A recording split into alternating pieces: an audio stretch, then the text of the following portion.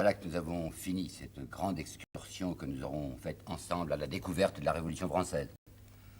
Alors qu'est-ce qui en reste? Qu'est-ce que nous avons appris? J'espère tout de même un certain nombre de choses. D'abord, il y a plusieurs visages illustres, qui connaissent maintenant un nouvel éclairage, un éclairage quelquefois dur, le rude éclairage de la vérité.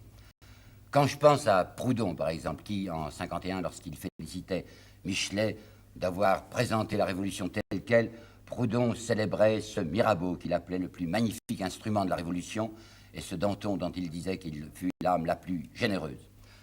Mirabeau, nous avons vu qui c'était Mirabeau. Nous avons vu que c'était un lion, comme on a dit, un lion avec des griffes en caoutchouc mousse. Nous avons entendu le tonnerre de Mirabeau qui se transformait toujours à la fin en romance ou en mélodie. Mirabeau, c'était l'homme qui prononçait des paroles tonitruantes, mais qui aboutissait toujours à une conclusion favorable à la cour. Vous vous rappelez que Mirabeau, qui se faisait applaudir à Paris au Palais Royal, et les femmes du Palais Royal l'appelaient notre petite mère Mirabeau. Mirabeau, c'était l'homme qui soutenait le veto absolu pour le roi. C'était l'homme qui avait dit il faut laisser au roi la possibilité de déclarer lui-même la guerre, de choisir la paix et la guerre. Mirabeau était l'homme aussi de la loi martiale. Un vendu, un imposteur. Danton, un autre vendu. Nous avons le document maintenant que Robespierre ne connaissait pas. Le fameux document, c'est la lettre de Mirabeau à Lamarque, la lettre du 10 mars 91, dans laquelle nous avons la certitude absolue que la veille, 30 000 livres avaient été livrés par la cour à Danton. Seulement Danton, il était un peu particulier parce qu'il était déloyal une fois qu'il s'était fait acheter. Dans cette lettre de Mirabeau à Lamarque, Mirabeau proteste et dit « Mais Danton fait un très mauvais usage de l'argent qu'on lui a remis. Pourquoi? Parce que Danton veut faire monter ses prix. » Remarquez les dates, hein. C'est le 10 mars 91 que nous apprenons que Mirabeau vient de lui faire ce versement. Je vous ai raconté que le 18 avril, donc un mois après, le 18 avril 91, Danton est à la tête de la foule qui empêche le roi et la reine de sortir du palais des Tuileries lorsque le roi voulait aller communier des mains d'un insermenté à Saint-Cloud.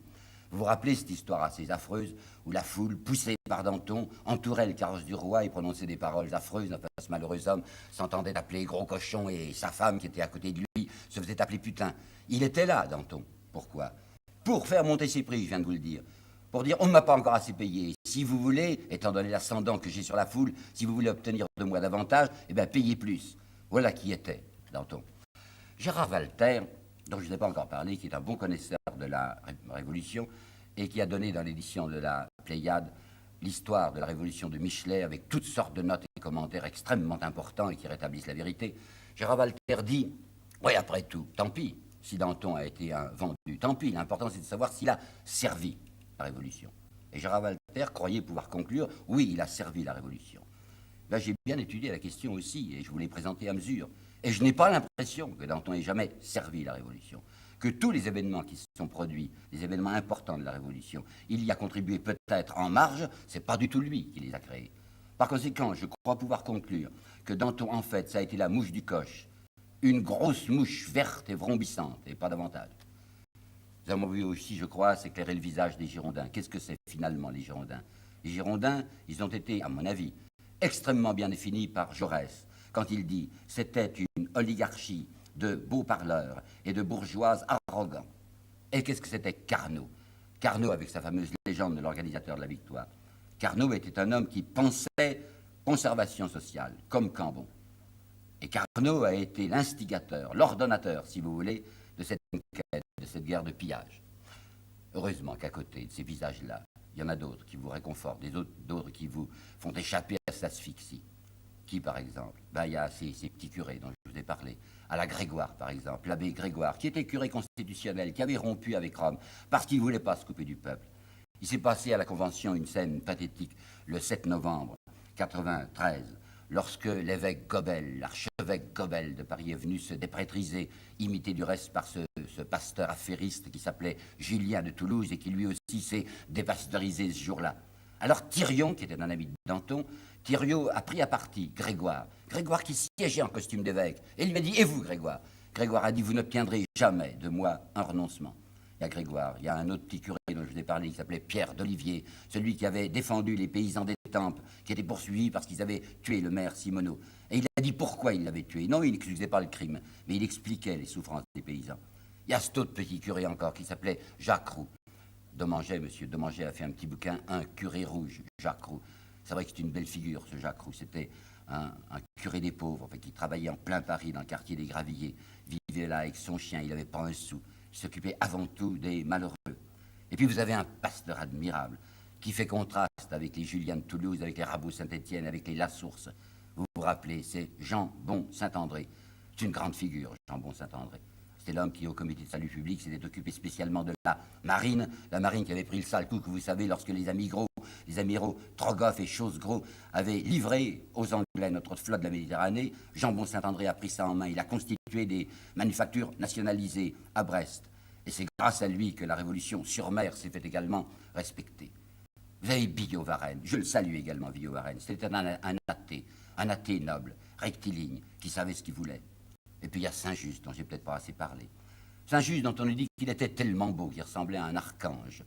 J'ai trouvé chez Malraux une phrase qui m'a assez amusé parce que je la crois juste.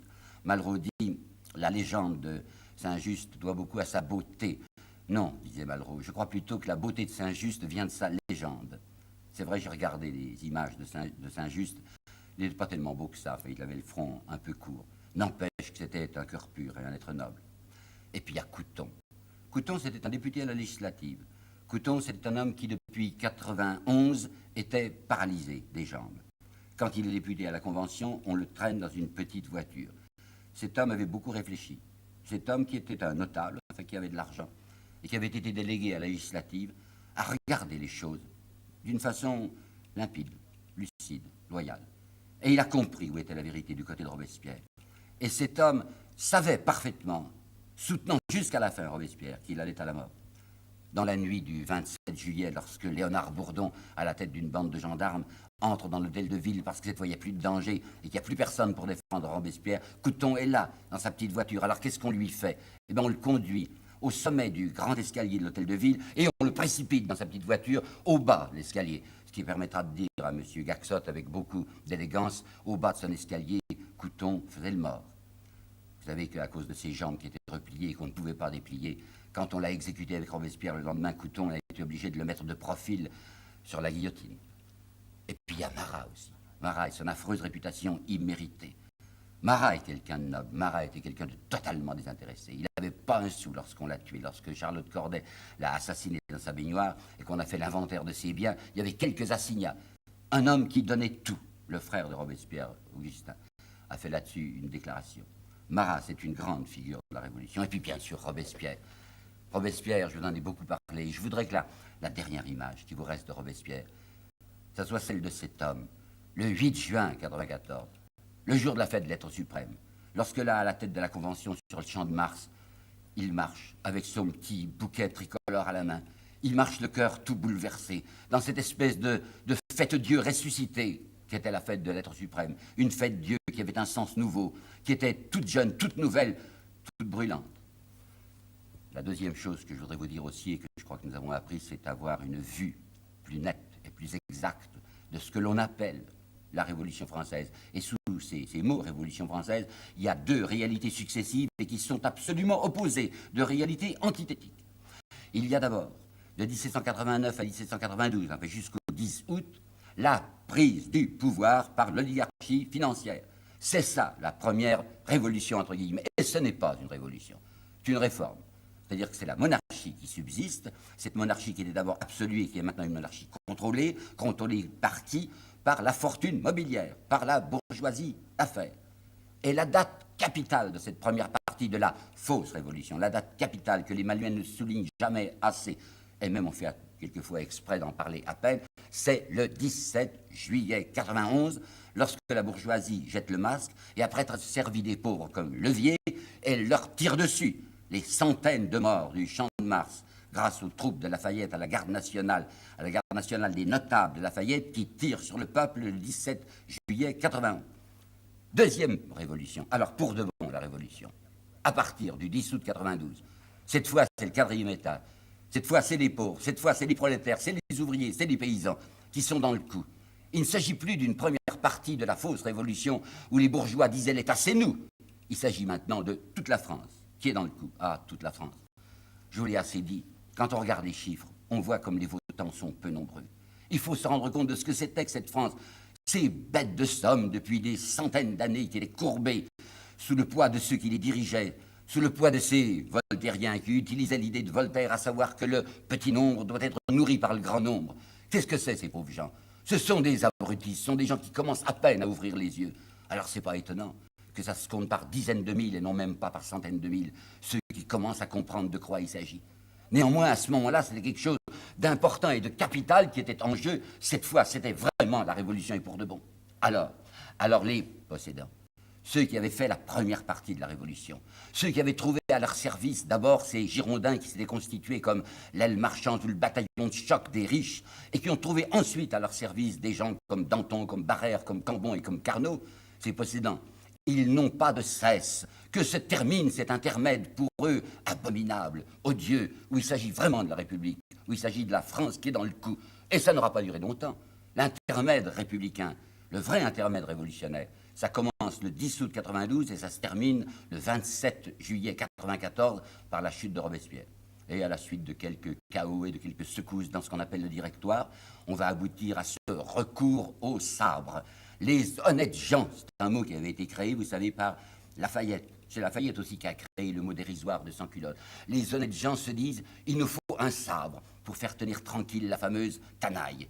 Et on va aboutir à quoi? On va aboutir au 18 Brumaire, c'est-à-dire 9 novembre 99, avec cette conjonction des industriels représentés par Perrier, des banquiers représentés par le banquier suisse Pergaud, et du caïd en chef, du chef des généraux Pidard, le petit Bonaparte. À ce moment-là, les honnêtes gens seront tranquilles pour plus de 50 ans, jusqu'en 1848. C'est cette vue réelle des choses qui a permis à M. Gotcho, dont je vous ai déjà parlé une fois, qui a fait un livre excellent sur la prise de la Bastille, qui a permis, dis-je, à M. Gotcho de prononcer une formule à la fois désabusée et lucide sur la Révolution. Qu'est-ce que c'est que la Révolution, disait M. Gotcho? Après tout, ça n'a été que le passage, dit-il, le passage du système féodal expirant au système capitaliste naissant. C'était pas comme ça que Robespierre l'a vu la Révolution, avec cette divergence d'idées lui avait coûté la vie. Je voudrais ouvrir là une petite parenthèse et vous dire que notre étude nous a peut-être appris aussi à nous méfier terriblement des présentations officielles ou des présentations traditionnelles de la Révolution française. Je pense aux générations auxquelles j'appartiens, enfin ceux qui avaient comme ça 10-12 ans en 1914. Il y avait d'une part, vous savez, la France était coupée en deux de mon temps. Il y avait les enfants de la bourgeoisie qui étaient élevés dans les écoles libres, dans les écoles confessionnelles. Et j'ai eu la curiosité de regarder ce que l'on apprenait à ces enfants dans les écoles catholiques, comment on leur montrait la Révolution. C'était tout diabolique, c'était la suite de la réforme. C'était les gens de bien qui avaient été attaqués par les gens à sabots. Mais dans les histoires officielles, l'histoire laïque, eh bien c'était la préoccupation avant tout de nous cacher le fond des choses.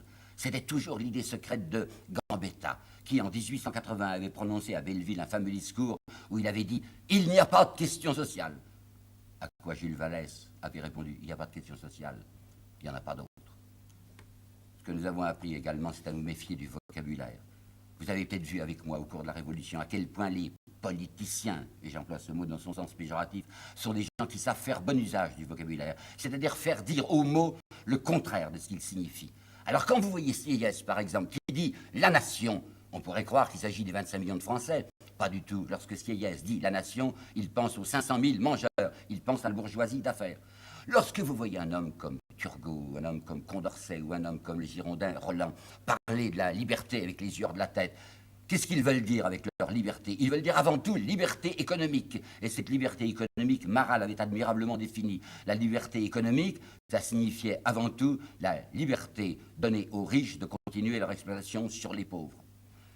Le bon usage du vocabulaire, il a continué bien au-delà de la Révolution. Vous en avez vu un joli exemple avec l'insurrection bourgeoise de Lyon en 93, lorsque les royalistes et les girondins mélangés, quand ils ont renversé la municipalité ouvrière, ont inventé de s'appeler Comité révolutionnaire et populaire de salut public. Tout ça pour masquer ce que c'était que leur réalité de révolution conservatrice.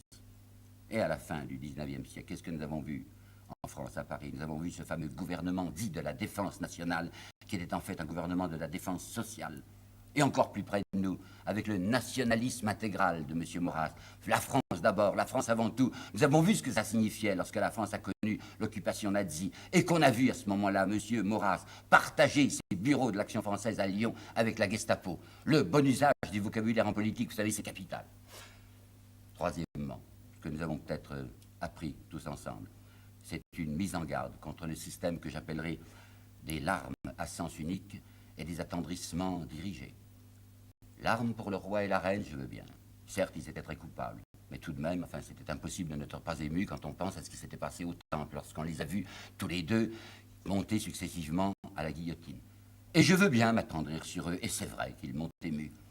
Mais pourquoi est-ce qu'on ne nous parle jamais des autres? Pourquoi est-ce qu'on ne nous parle jamais dans les histoires de ceux qui ont été massacrés parce qu'ils étaient des pauvres et qui voulaient se mêler de ces garde-pas le 17 juillet 91 sur le champ de Mars? Pourquoi est-ce qu'on ne nous parle pas de ces braves gens, de ces petits républicains de Vendée qui, à Machecoul, le 10 mars 93, ont été brûlés vifs par les Vendéens? Pourquoi est-ce qu'on ne nous parle jamais de ces ouvriers de Toulon qui ont été, je vous le disais, suspendus par le dessous de la mâchoire à des crocs de boucherie par les soins de la nouvelle municipalité dirigée par les amiraux qui s'étaient vendus aux Anglais? Septembre, les massacres de septembre 92, ça c'est pas très beau en effet, et j'ai dit que c'était pas beau. Mais attention, est-ce que vous vous rappelez ce que c'était que le manifeste de Brunswick, qui datait de 4 jours auparavant, manifeste de Brunswick, où les émigrés, où les Prussiens, d'accord avec le roi, disaient « Si, Parisiens, si vous osez vous défendre, ben vous savez ce qui vous attend. Vous serez exterminés et Paris sera anéanti. Par conséquent, si les émigrés, si les aristocrates, si la cour avait gagné, les rues de Paris auraient connu plus de potence qu'il n'y avait eu de croix dressée sur la route entre Capoue et Rome après la défaite de Spartacus. C'est des choses à ne pas oublier. Je me méfie, vous savez, je me méfie de ces pitiés toujours inégales et de ces larmes qu'on nous oblige à verser uniquement sur les morts du bon parti. Victor Hugo a dit là-dessus des choses que je vais vous rappeler. Victor Hugo avait assisté de loin, mais il avait assisté à 2 choses. Il avait assisté de près d'abord au 2 décembre, et il avait vu l'enfant de 7 ans qui avait été tué par le gang bonapartiste dans la rue Tiquetonne. Et il avait assisté d'un peu plus loin au meurtre, plus tard sous la commune, de Monseigneur d'Arbois, l'archevêque de Paris que la commune a tué en effet. Et vous imaginez le bruit qu'on faisait autour de la mort de l'archevêque. C'est affreux, les gens de la commune ont tué l'archevêque. Et Victor Hugo disait, sans doute, c'est affreux d'avoir tué cet archevêque, mais pourquoi est-ce qu'on ne parle jamais de l'enfant tué de la rue Tiquetonne? Un enfant, après tout, un enfant, ça vaut bien un archevêque. Et enfin, la révolution. Alors, qu'est-ce que c'est? Enfin, qu'est-ce qu'il faut en penser? Est-ce qu'il y a un mythe révolutionnaire? Est-ce que c'est une blague, la révolution? Eh bien, je vais reprendre ce mot de mythe, parce qu'il a 2 sens. Il a un sens de mystification. Et un mythe, c'est également autre chose. C'est également une espèce de grande lumière confuse et attractive. C'est quelque chose comme une vision mystique. Mystification, oui. La première fausse révolution. La révolution bourgeoise. La révolution de la déclaration menteuse des droits de l'homme. Menteuse, parce que la déclaration des droits de l'homme disait « tous les hommes sont libres et égaux ». Oui, ils sont libres, mais pas vous, ouvriers, parce qu'on vous interdit de vous grouper pour vous défendre contre ceux qui vous exploitent. Égaux, mais pas vous, les pauvres, parce qu'on va vous retirer le droit de vote. Mythe, maintenant, à partir de 92. Ce vers quoi marchait Robespierre, ce que voulait Robespierre. Cette construction d'une cité juste, la vision d'un monde où l'homme, comme on disait, pouvait accomplir sa destination. Victor Hugo, qui écrivait en 1862 Ces Misérables, c'est-à-dire sous l'Empire, disait « Les institutions n'y sont plus, certes. Le moulin n'y est plus. Mais le vent souffle toujours. » Ben, ce vent, voyez-vous, il n'a plus jamais cessé de souffler. Il souffle maintenant sur le monde entier, et il venait de loin. Après tout, c'était le vent de la Pentecôte.